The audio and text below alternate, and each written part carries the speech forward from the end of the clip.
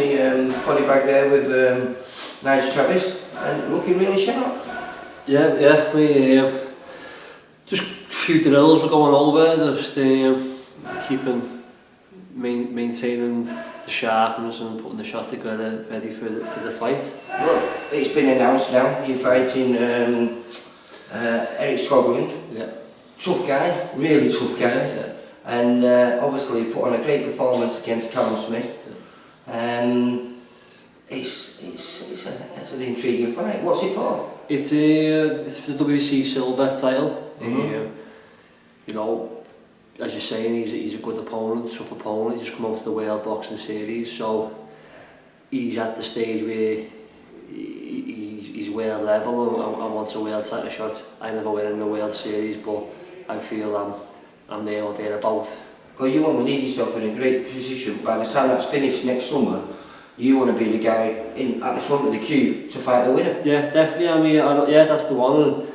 And, you know, I can't look past Scotland, but it's a tough fight, and it's one that I'm up for and I'm ready to take to get to that next stage. So well, I mean, if you take it into consideration, he put on from rounds 4 through to about round 8. He was probably in control of that fight against Callum until Callum caught him returning with a great uppercut. Yeah. Well, he boxed well, you know, and you know you can't knock him. He boxed well. As you're saying, Callum caught him. Saying I don't Callum hadn't been in the ring for 9 months or so. So maybe a bit of a rust might have been there, but he got in the groove once the fight got going, and you know he won. You know, but it was a good fight. And I was there, watched this, so it was, you know, a fight that got put to me, and like I do, I say yeah all the time, and I took it. Well, the good thing about this though is, I mean, you've just coming off, arguably, probably your best performance when you destroyed Callum Smith and picked up your old Commonwealth title. Brophy, sorry, Callum Smith. But you know, be next. Yeah, as I said, and, you know, I had a couple of, you know, I myself bad performances in my last previous fights, just, and that was a fight against Brophy that I was right up for. I knew I had to look good, I had to win well. I was confident that I could do it, and I took everything from training camp, what we've been doing, I took it as the fight and it paid off, and put me now in this position. I remember talking to you, and you did say you'd been lacking the fear factor in a few of your fights where you've underperformed, and going into the fight against Brophy, you were nervous because you knew if you didn't, like you say, you didn't perform as well as you did, then perhaps, you know, your high level fights might not be happening no more. Yeah, that was it. And it was that was it. Really, it was, you know, I knew I could win, and I thought if I don't beat it, Brophy, and you know, and I'm expecting higher from myself. You know, I'm expecting a world title shot, or I believe I can get there at world level, and if I can't beat Brophy in a good fashion, then, you know, it doesn't look well. Plus, you know, I needed that performance, I said, and I've got my little lad now, and I was thinking, you know, if I want these big fights and big paydays to look after, you know, my family's thing, I've got to win this fight, and because realistically, as a boxer, you know, it's your last few years where you make your money. Yeah. You know, prior to that, you're really doing it for fun. You're not doing it for money. No, that's it. And as we said before, looking on like the World Series, all the top super middleweights, the world champions, or the ones who are fighting for world titles, they're all tied up in the World Series, and that's where that's the level I want to get to. I want to fight them guys, and Brophy was the main thing that was in my way, and I got him out the way. Now on in the big fight, and you know, I think the winner, I mean, Scotland will move on for a world title shot. Maybe someone out the tournament next year would be available. And it makes it interesting because then everyone's going to be judging you, because obviously with it fighting Callum Smith, you can put on a better performance and come through that victorious. Then suddenly people are going to be thinking, Yeah, definitely, and I'm not looking at myself, I'm looking at it like that.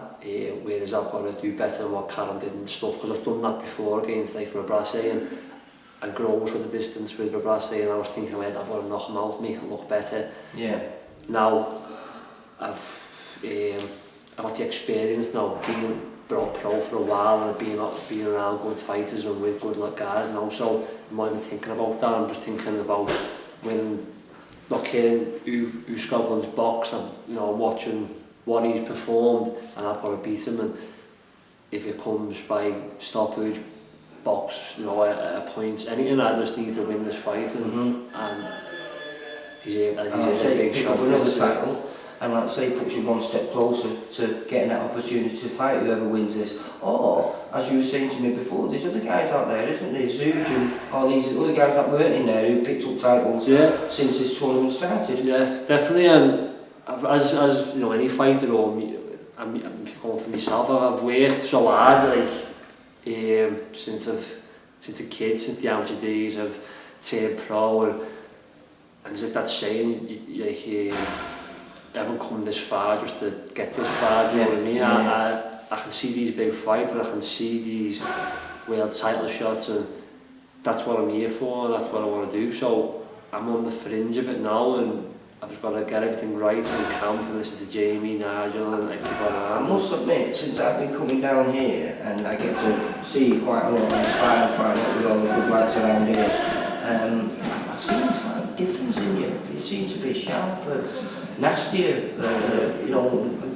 more positive with your work. Sometimes it seems like you were going through the motions a little bit, and I don't see that. I see a lot more enthusiasm with your work now. Yeah, that's it, and it's, I always put the work in. I always put the training. I always would train hard. I have done for all my life, and as you're saying, then it's just sit a bit, little ruts and that you get yourself in and things, and not knowing when you're fighting next, and then you're fighting and you end up doing a long camp, and you're like, you're burnt out. And I had a few things like that, and a few things outside and that, so everything's back on track. I've got my little lad now, and that's the motivation. That's like, there's no playing around now. It's like, you don't play anyway, but you're in here, you do your job, you do your work, you go home, you get ready for your next session, you go in there, and you take things serious now. Now, any time. How old are you now? You're 30 now? Yeah. But I mean, realistically, because obviously you're training next to Martin Money, and what's Martin 25 coming up with there? I think so, yeah. And he's still dreaming of a little title. Yeah. I've been alongside Martin since I turned pro, and I've been sparring since the pro, you know what I mean?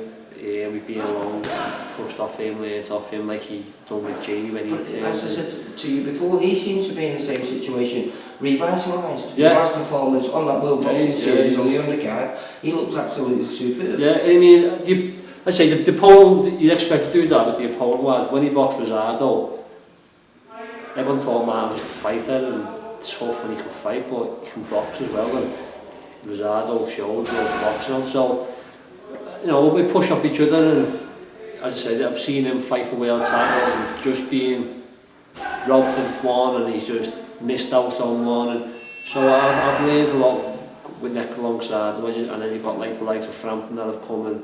I was going to say, do you think that's made a difference, little Frampton too? Yeah, well, Frampton's here, and Steve Wall, Conrad and that, so they're all unbeaten fighters, and we all want to get to that top, and Frampton's been there and he's back on the verge of getting there, so we're all pushing up each other. Positive young man, isn't he? Yeah, and he's a special talent, so when you're watching him, how he throws shots, at what he does, even though he's different weight, but I still take it on board, and I take on board anything. I go to a lot of boxing shows. Yeah, well, I see at shows all the time. Yeah, and I just pick up on things, even though they're not, it could be a far fight novice, and you still pick up little things, and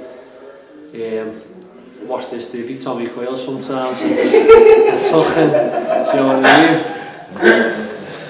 But it's just buzzing, and Tommy's flying, he's... Tommy's great for him though as well, because he's been on here on his own all the time.